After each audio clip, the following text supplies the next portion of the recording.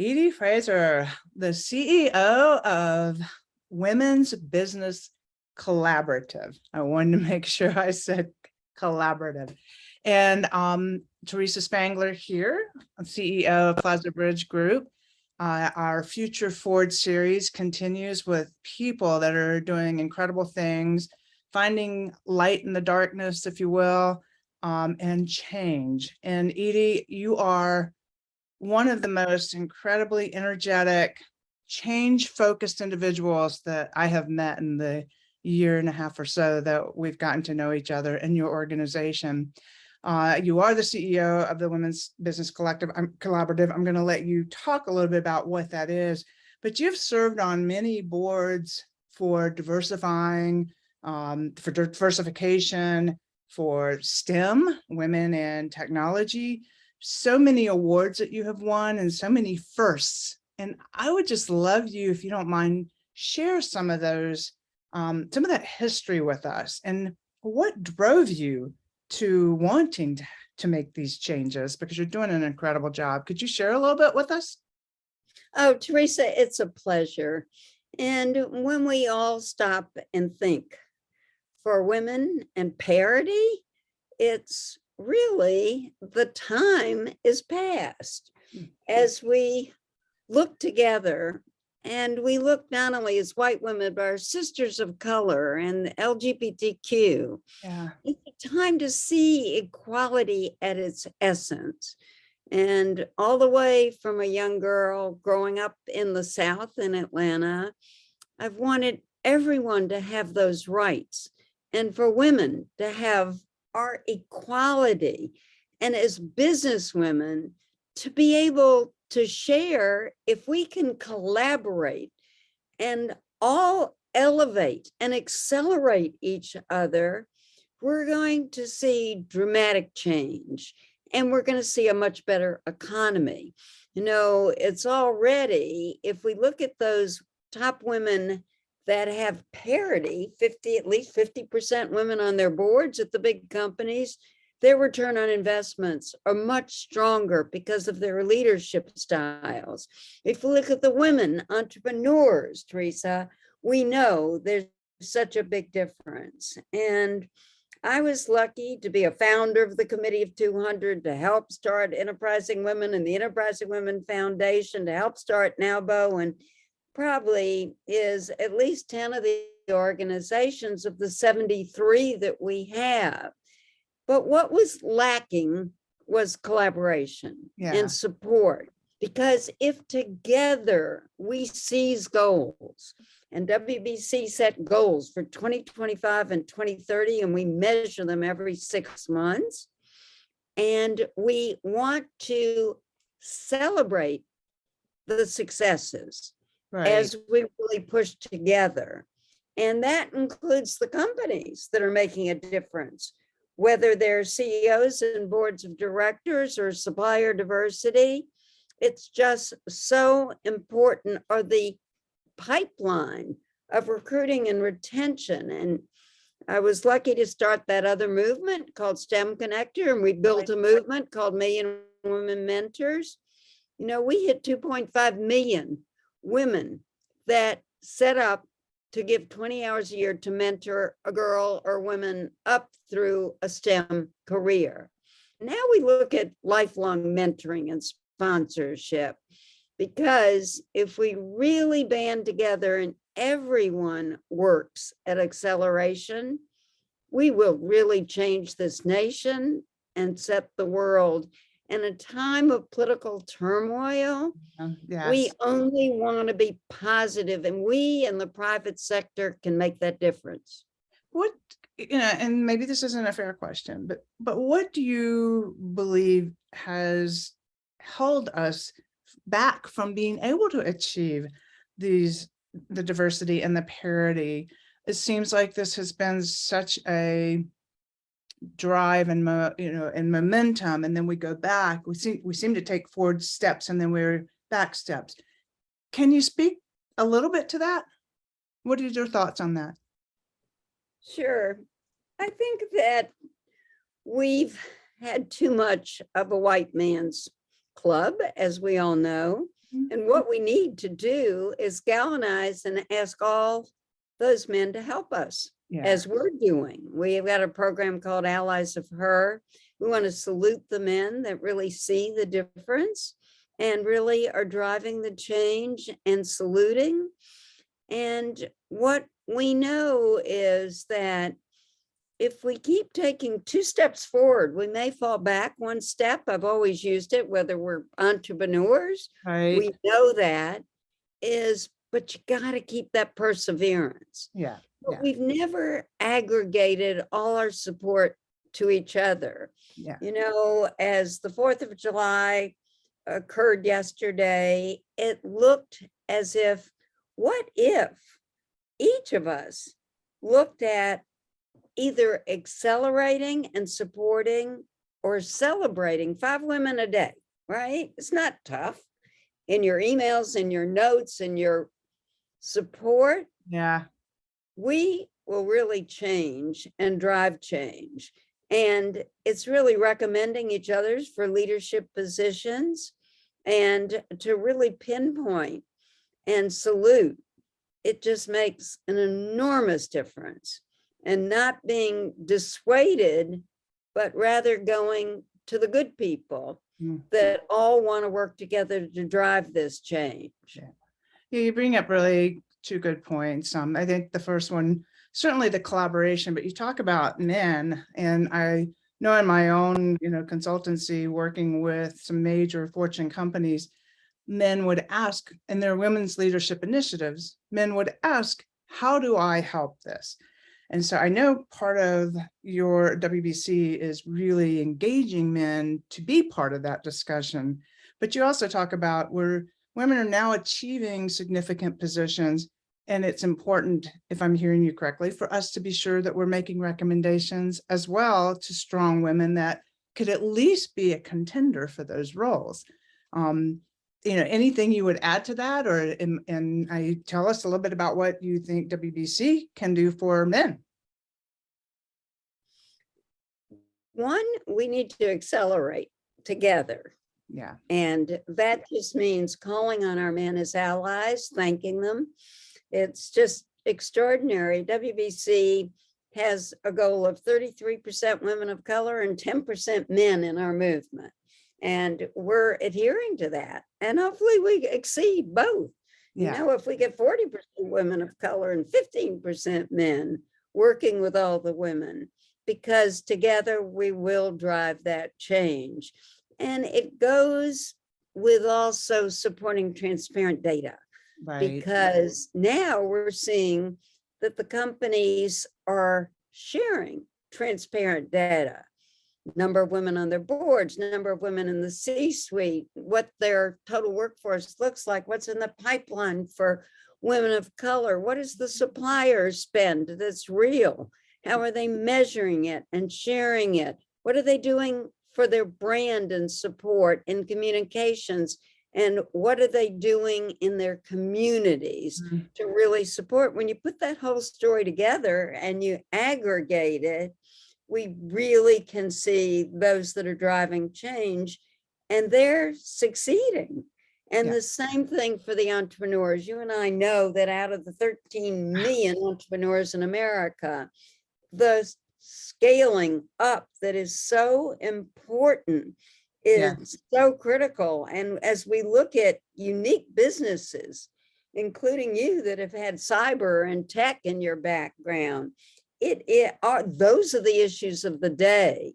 Yeah. So what we need to do to turn to all of us to take to action, take to social media, really celebrate the women like never before, and truly know that we don't have a lot of time to make it. It's true. I agree. I think a lot of women that I've talked to, especially not just women, but men, feel like we've taken some steps back and ignore the political, turmoil that's going on. We seem to be focused on maybe some of the wrong and easy issues, not the really difficult things that are out there. But for this, I think we're making great strides forward. And I think organizations like yourself are making great strides forward. in this climate, what challenges do you see corporations are really honing in on? And how might WBC help them with that, with those particular challenges? What can WBC do to help them navigate this? One, we recognize courageous leaders, and many of them are coming from the private sector. You know, George Floyd's was a blessing in so many ways. It woke up the Business Roundtable to not only add a statement, but for the CEOs to say enough. And look at where we are today in terms of saying enough mass murders, enough. Yeah. It takes the private sector to say enough, and let's look at it. When we look at the lack of rights to women of color and to LGBTQ or other, what we see is the private sector saying it's our workforce. Right. You know, I always said 40 years ago when we said, well, why are we pushing diversity? Because we said by 2045, and it's going to be sooner, the majority of America would be people of color. Right. And it's a demographic that we better recognize and celebrate, but not get angry about. Yeah. So as we now look at the Hispanic and the Asian and the Black population getting close to 50%, and already 10 states, the minorities are the majority in this country, what we must do is celebrate that. These are our sisters and brothers. It is the workforce. It is the marketplace. There are consumers. Yeah. And there are communities. So if we embrace this as something that's a reality for the nation, and the company sees that, and that the diversity officers and all the board sees it as an opportunity rather than a detriment, Right. make amazing change. Is there fear? Do you experience sometimes when you're talking to organizations, fear about how to move forward with, you know, diverse issues or just diversity, period?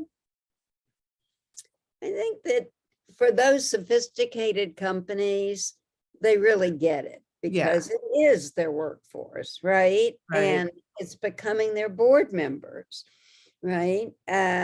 So we can name companies that are standing up on different issues, but it is the positives of their standing up and support that retains their workforce, that builds their investment portfolio, and is same thing with entrepreneurs. It is a new day where for the first time we are seeing supplier diversity real, right? And that for women entrepreneurs, minority entrepreneurs, it's not lip service anymore.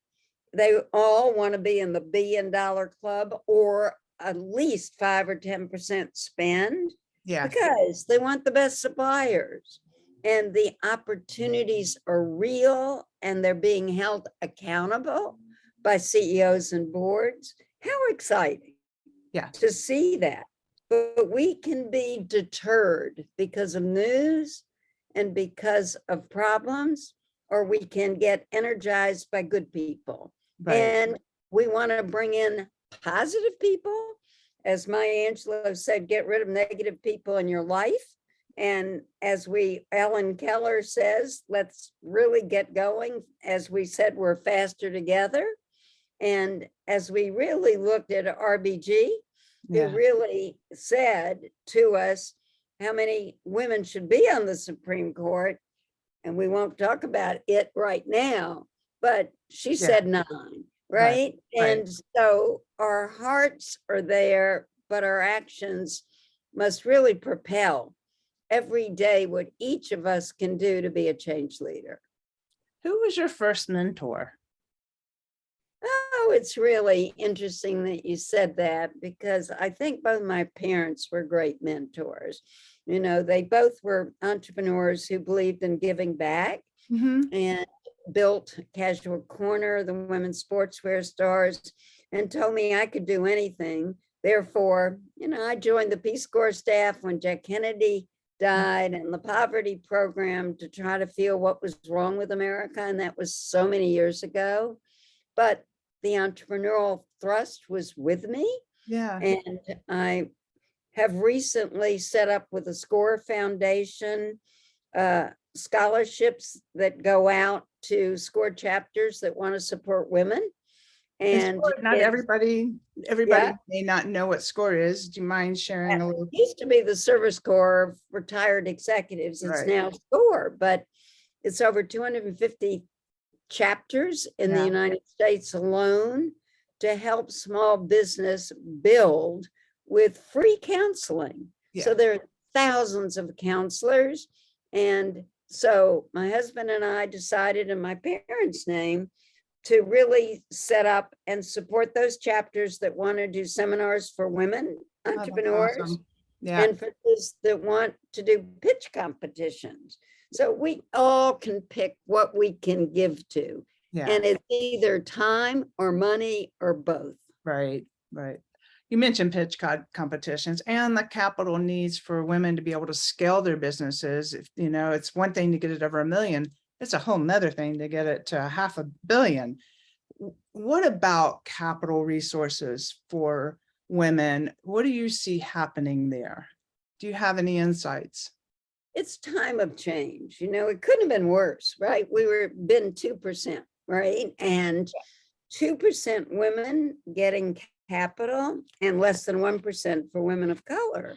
Right. And so we're seeing some driving forces of change, seeing special funds set up for women that have semi-retired, but not, because they've set up their own venture funds for Yeah. women.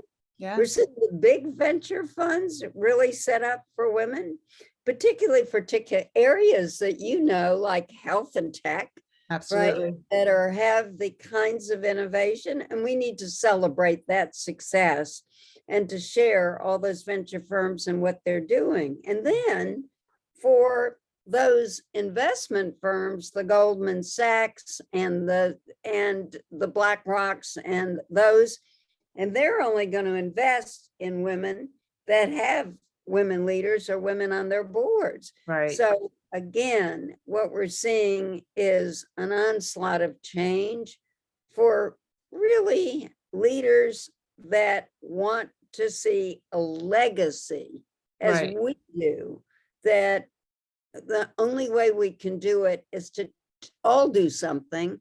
And if we put that together in a giant puzzle, it is so energizing, effective, and results oriented for impact.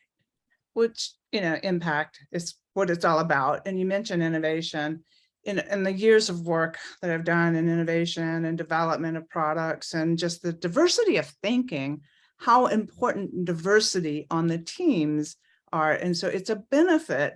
We're not pushing equality for just any reason. It's definitely beneficial. Can you talk about the benefits of a diverse organization, especially as the globe is diversified and the US is diversified in our, just our general social makeup?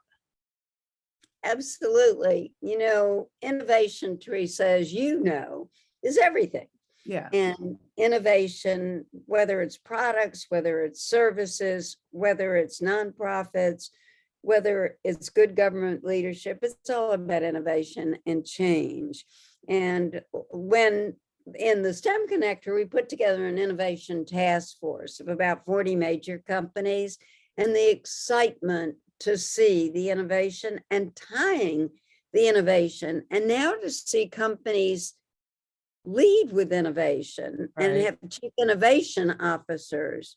And when we look at that and put those with chief purpose officers, which are a growing trend, Yeah. and recognize what we're seeing is such better results and the impact on the workforce and the market. Right. Right. So, do you, in terms of policy, Is WBC involved in trying to influence policy? Do corporations get benefits from your activities there in some way? Can you talk a little bit about that? Really good question. WBC, we set up only 4 years ago to be a nonprofit with the Mhm. 501c3. Yeah. So we are advocacy on the kinds of actions that support our more women CEOs, C-suite entrepreneurs, getting capital, anything that relates to our objectives, which are 9 actions, Mhm. or to companies' purpose and being purposeful. And we truly, as we look at issues on choice, for example, we are somewhat cautious, but we look at it as a woman's right for healthcare Mhm. is a right that is giving her equal position and power to really Right. remain with the company, support.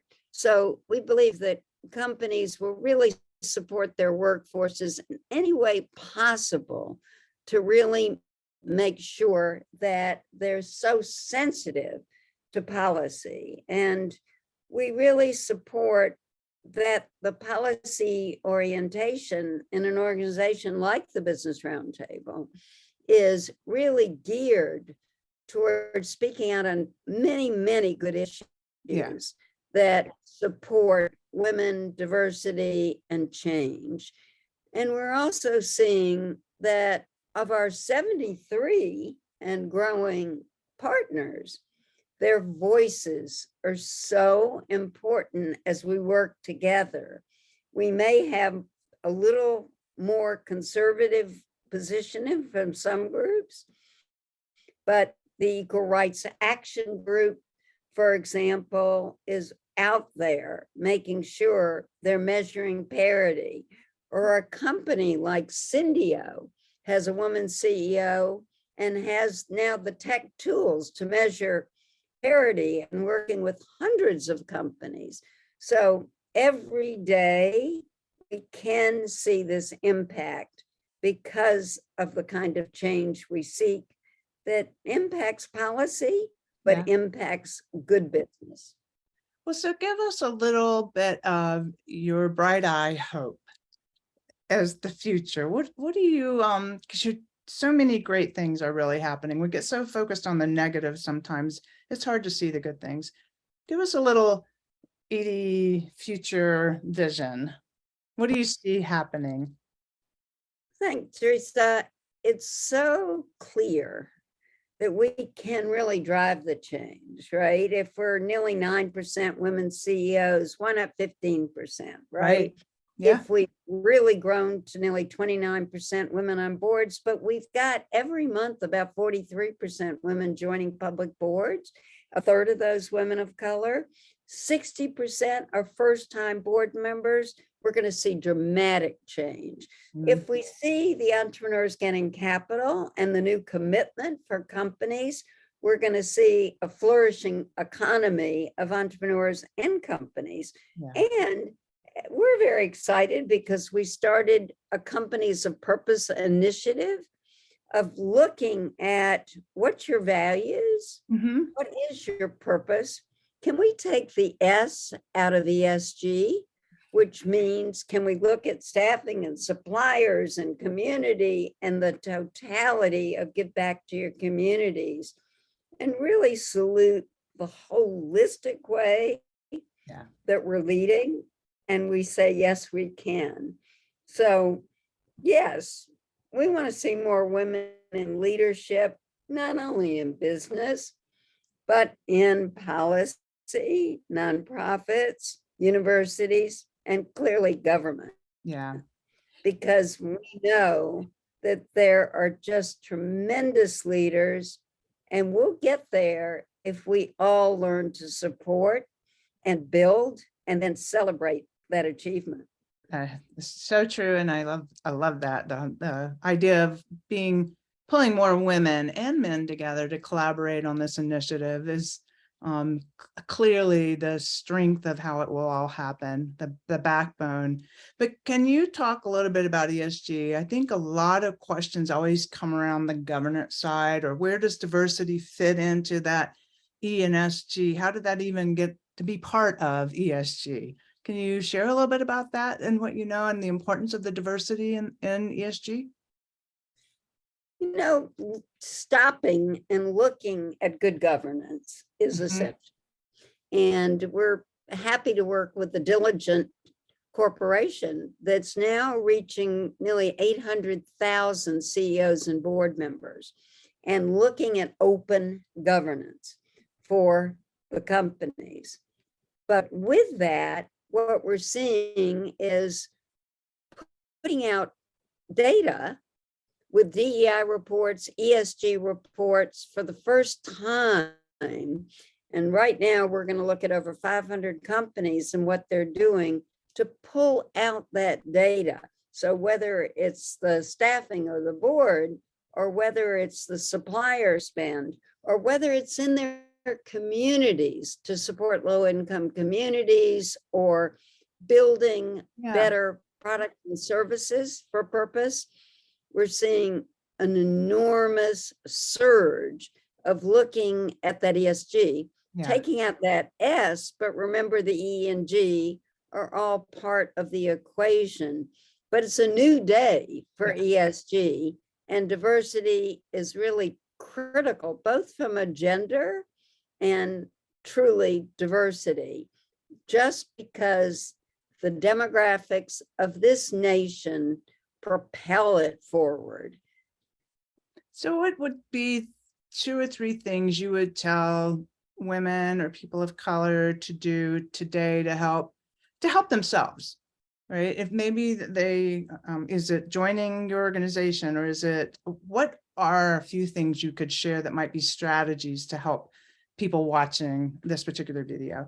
And let's talk to the individual first, and then we'll come back and say, what are 2 or 3 things we could do that companies could do to take further steps? On individuals, I think each of us can look at what we can do with our posses and our colleagues. So when we look at that, and as I said, can we really look at elevating others? Because as you do so for others, it all comes back to you in terms of, so what are you doing? What is your plan? And can you put some numbers with it? I think number 2, we'd love everyone to join our movement with WBC, whether it's on our advisory or in our partner groups or in some ways, but join other women's business groups. Because as you know, we've both been active in many, and the fruits of leadership in those organizations is really heartwarming. And is, I'd say, thirdly, is look at your own leadership and what we can all do to become such better leaders.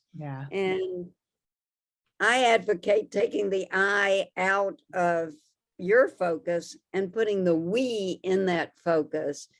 Because if we build the internal and the external teams as individuals, you're going to get great leaders. And so companies that aren't yet maybe members or haven't put maybe their strategies together, are there some tips that you could share that might help them take those steps? Sure. And I think what we ought to do is just to share from Women Business Collaborative who we are, what we're building, others you want to nominate. We do a summit every year. We go from 3,000 to 5,000 people now. And we gain so much out on leadership. So join us for that. And look for everything you can do to keep learning. Because Teresa, like you have really propelled in some serious areas of security and technology, and be a lifelong learner. I agree. Every day, it's just incredible what we learn and what we build. I still read 5 newspapers a day, 5 magazines a day. It's just devouring information so that we can be better suited to be analytical, be thoughtful, and make contributions as thoughtful action leaders. Yeah. And I think that's really important because you get that comprehension of diversity of think, all right? But you're bringing up something that's maybe a little off topic, but being able to disseminate what's real news versus fake news. And if you haven't had that depth of reading and you're not digging deep and not just reading the headlines, it's too easy to get caught up in a headline that may not tell the whole story, or maybe it's not even true. So I think that's probably one really critical point. Is there anything different you would tell entrepreneurs like myself or women just starting out, or anyone just starting their business, how to be thinking about diversity of their own businesses and success? You have such success in your background. You know what? This is so important as you think about your vision and your mission Yeah. and your values, right? So I always say, make sure it's there. Yeah. Right up front, all right? And then how does that relate to products and services? Yeah. Whatever you do, then is diversity part of that? Yeah. In terms of, and then what is your customers? It may be B2B, it may be B2C, but the customer base is just critical. Yeah. And how does it relate to communications? Yeah. Because all of us have to be online, social media, thought leaders. And so diversity is so much part of that. And and then as you really think about celebrating and elevating others, diversity has to be part of that too. I agree. Well, so a different direction. Tell me a little bit about what you do for fun. How do you keep yourself so positive? And if you have stress, how do you deal with it? Well, it's so important that, as Maya Angelou said, keep positive people in your life, get rid of negative people. And some of us don't learn it early enough, but it's so important that we select people that are passionate and positive. And of course, everybody's going to get hiccups and problems, but then we're there in support of one another. Yeah. So I think part of that is who you associate with, and then who do you hire? And you don't pick people that have negativity, right? Or don't believe in mission. So, and then is, what do you really want to leave as a legacy? And, I wrote with Robin Spiceman a book, Do Your Giving While You're Living. Oh, that's great. Yeah. It's so important that we think through is, what do you really want to do? And it doesn't take a lot of money, Right. because it can give time for give back, but it's something that is so important. And as we learn, whatever family we've got, be grateful every day, right? Yes. So I know you and I are so grateful for our husbands because we've talked about it Yeah. as allies, but we're so supportive for our extended family as well. Which, I mean, that brings up the point of getting involved in some organization, because that networking becomes your cheerleaders if you pick the right network. And that right network is something you have to decide is right for me or you, that individual need. But one challenge I sometimes hear, and I've been there myself, it's like, what do you need? Well, I don't know. Or, how do you help people ask for what to get down to asking for help? I think sometimes it's the hesitation to ask for help. It's a very good question, right? Because asking for help is really important. Mhm. Some of us don't do that well, right? Yeah. And it's just, but when we do, you'll find people so responsive, Yeah. right? But it's a two-way street. So every relationship should have win-wins, right? Yeah. Because that's the true essence of a mentorship, or what we call reverse mentoring, which often happens when we look at companies who are asking some of their women of color to mentor white men or others. Oh, What interesting. we Yeah. know is that there can be such learning Yeah. from being able to ask and being able to be really specific, right? Yeah. And so let's talk about celebration, because that goes to, I mean, it's important to celebrate good wins. I also find, and this, I'm guilty of this, even in my writing in my book, I'm stood up and spoke about all that I am now that I know the book release. I never said I wrote it. I never told who the author of the book was. And so celebrating ourselves, some women tend, some people tend to hold back. What tips do you give us about celebrating ourselves without being over zealot about it? It's a good question. And I think it's got to be comfortable as you think about having others celebrate you, Mhm. and you look at what it is to celebrate those wins that you achieve, because they can be combined together Right. as you really carefully think about it. And you wanted to sell so many books. You can't sell so many books without thinking both of those sides, right? Right. You want to really win another big contract, but you really need two cyber people that are really cool to be Right. at your side.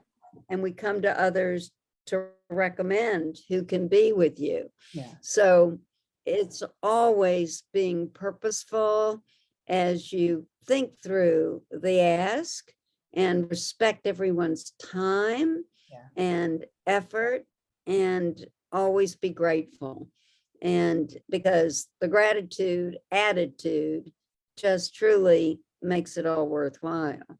If you ever had imposter syndrome, can you talk about how you maybe came out of that, or a story that you know of someone that worked their way out of imposter syndrome? I hear men and women grapple with Well, I that. think we've all been through, and I'm old, so it was so prevalent, from not being able to go to business clubs when you may Mm, come to be a guest speaker or yeah. whatever. There have been so many times where you were passed over because times are changing and have Yeah. changed. And that situation is not ripe anymore. And how do you get out of a situation that is not a positive, because it is imposter, rather one that really looks at what it can do to elevate? Yeah. And it's a new day. And what we need to do is spend our positive time, because none of us have time for negativity. I totally agree. What a great note to start to sum up and finish our interview here, because it's just such a very good focus, and brings light to the day. I love all the things that you're doing and appreciate your work. And how many members to WBC are there? Because there's so many women helping with this initiative. So how many members do you Well, have? what's exciting is that we don't count members, but when you look at our 73 organizations, we represent millions and millions of women. Yeah. And we're growing our advisory and leaders council of champions of change with hundreds. Yeah. And our outreach with companies is extraordinary.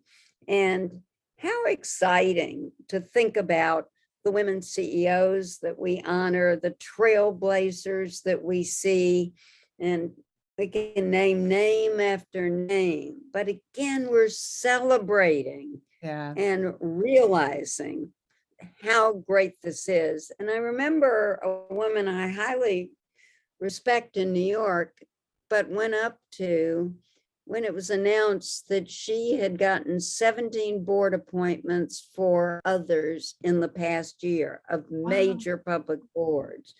And I went up to just tell her my admiration, and she came back and said, Edie, and you've done so much for others, but look at what, again, we're celebrating, Right, all right. right? Yeah, How extraordinary that we can pick something to say about what you're doing that is really special. And so I think you may know, we've just won a cyber grant to train more people I do. to That's, get on boards of directors, and we need your help. We need others' help, yeah, because look at that as a critical talent need for boards of directors. For right. every company that drives in this day of terror, and yet a positive reinforcement we can make. Right, right. It's wonderful. We will put links in our intro when we do the little write-up of this so that people can get a hold of you. Are there any parting words you want to share with the folks watching our interview session here? Thank you. All right, Teresa, you're really cool. And when you think Thank about you. all of our outreaches together, Yeah, it's really enormous, right? And we can say, this is a strange time. And I think I shared with you 5 days ago, I came down with COVID. So but I wouldn't miss this interview unless I had to be on a plane.